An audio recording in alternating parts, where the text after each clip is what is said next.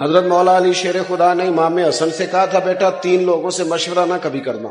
ہمارے مشیر ہوتے ہیں اور ہمارے مشیر وہ ہوتے ہیں جو اکثر ہماری تعریف کریں. آپ کا اصل دوست وہ ہوتا ہے جو آپ کو ذرا تنقیدی نظر سے دیکھے. یہ چھوٹوں کا حق نہیں بڑوں کے لیے، لیکن آپ کے برابر کا ہو، آپ سے بڑا ہو، تنقیدی نظر سے دیکھے، آپ کی کمزوری آپ کو بتائے.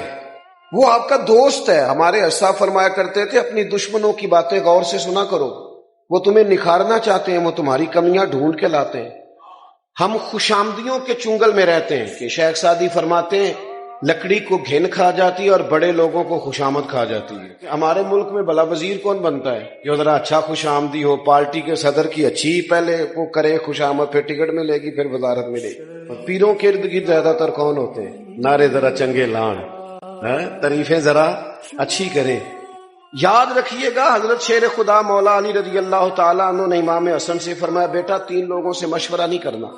حضور کس سے؟ فرمایا ایک بزدل آدمی سے کبھی مشورہ نہ کرنا، اس لیے کہ جو خود بزدل ہے تمہیں بہادری کی بات کیسے بتائے گا.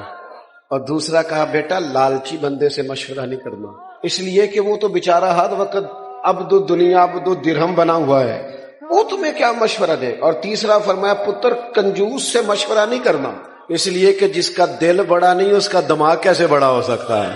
اچھی سنگتیں، دلیروں کے پاس بیٹھے، دلیروں کے، اپنی سنگتوں کو دیکھو، اپنی صحبتوں کو